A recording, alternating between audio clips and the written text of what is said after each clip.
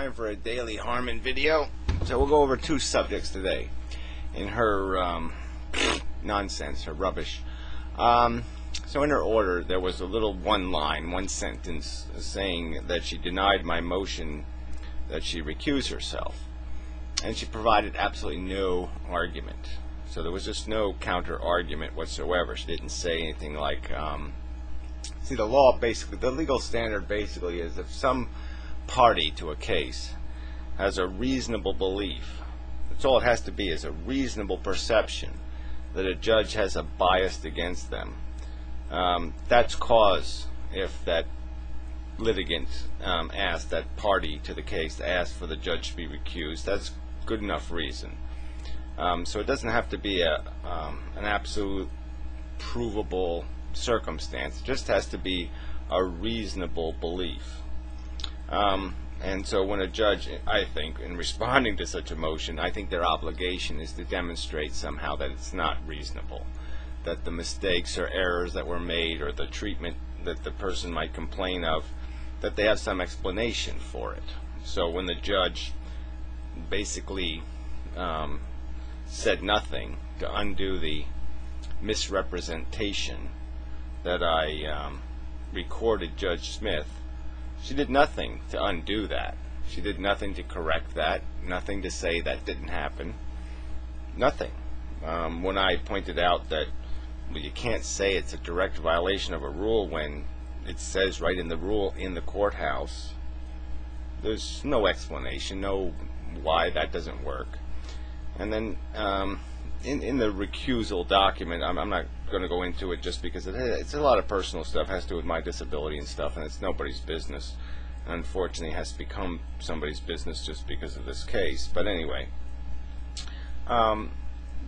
she obviously has a bias, against the disabled. I mean, she's making accusations of alleged disability, and then she redefines the disability as an emotional problem, and does some other things that just really are indications of a bias. And then there is a federal law that just kind of puts disability off the table. It's not something you can play with or sanction somebody for, as these courts have done.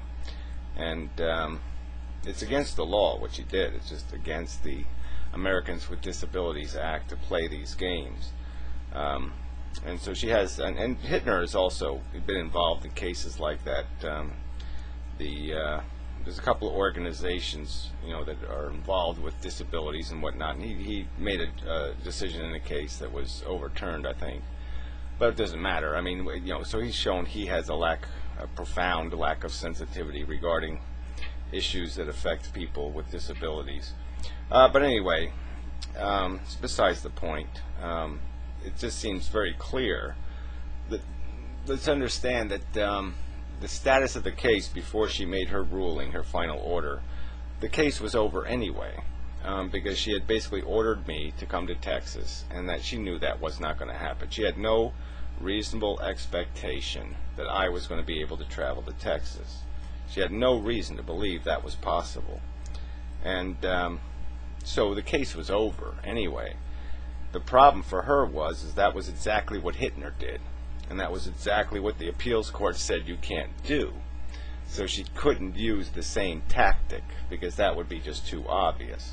And so that's where she pulled this old motion that Jones had filed 17 months ago, and she pulled that out of the ether to contrive this new bullshit excuse. So now, instead of accusing me of not prosecuting my case by not traveling 2,000 miles, now the excuse for dismissing it is somehow my claim is unrecognizable. So even though Hittner didn't say the claim was unrecognizable, somehow he apparently recognized it. And even though the appeals court somehow didn't see that it was obviously unrecognizable, I mean, they read the complaint. If it was unrecognizable as a complaint, they would have said so. So she pulled this out of her fat ass and said, okay, this is the game we're going to play now. You don't have a cognizable complaint, even though you mentioned the federal law, even though the other party has admitted to this the facts that are your accusation, that he has a YouTube account and that he used it improperly to slander and libel me, and that he stole my content without my permission, which he has admitted doing. So the only issue to be decided is what is the definition of fair use, and of course always the tricky one, what constitutes a libel or a slander. And those definitions have kind of been established, is that you can't maliciously or deliberately make specific accusations. So you have to be careful. You can call somebody an asshole, an idiot, a fucktard, but you got to stay away from that liar word. You got to stay away from words like fraud or cheat or thief. Specific accusations are verboten. And it's ironic that the stupid Mexican has again called me a liar. And first off, he gives me that just gives me new evidence, so I could refile against him anytime I wanted to. And he's well, I'll get into the with prejudice ruling and how it's irrelevant now, but yeah, it's just so stupid. I mean, he's just giving me another piece of evidence against him. I mean, in his own video, the video I DMCA'd of his, he plays a Penn and Teller clip.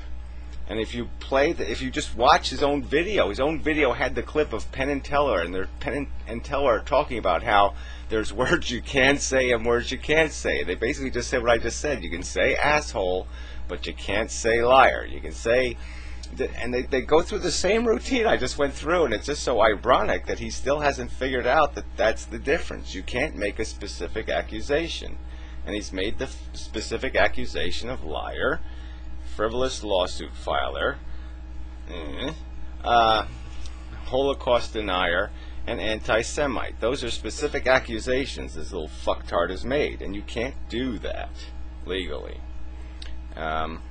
That's where you cross the line. You got to stick to something generic, like, you know, you got frijoles for brains or something like that. But anyway, all right. So I didn't want to get distracted on that.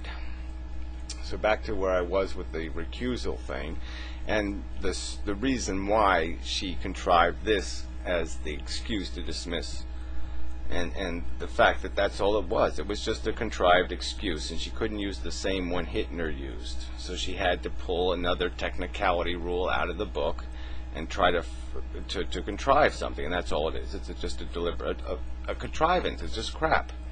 It doesn't mean anything. It's useless mush. I mean, it's just so easy to say, I don't understand your complaint.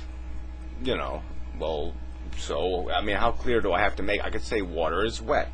Somebody could say, well, I don't really understand. What do you mean by wet? Do you mean like really wet, or just a little bit wet, or how wet? And you could go on and on and on and play that game forever and ever and ever. And what's really disgusting about this, too, is that the only reason why the courts, you know, even that there even have any like this is at all an issue at all, is just that there are some accusations that people can make that are irresponsible. I mean, somebody, like I said, if I said George Bush is a Martian, and then I expected to be able to subpoena the White House for every email that's ever been sent by the president based on my accusation that he's a Martian, now that would be bullshit. And, you know, obviously you wouldn't want to indulge somebody's right to prosecute that accusation, because it's just fishing, it's just bullshit. And but, you know, to sit there and make the comparison, somehow my claims fit into that category, anybody who does that is they are intellectually dishonest at best. That's the best you can say about them, but they're probably much worse than that. But anyway, so the other part of it is the her tacking on the words with prejudice on the decision. And so that's another concept. It's just a legal concept, but it's important. In a court case, the judge can make two kinds of decisions. They can just say, you haven't proven your claims to the end, or they can make a decision and say it with prejudice, meaning that it's established fact now. It's the end, finished. And so when they make a ruling with prejudice, that's basically they're saying that you can't refile this claim. If I dismiss it with prejudice, you can't refile this claim. You can't make this accusation again. And so the irony here is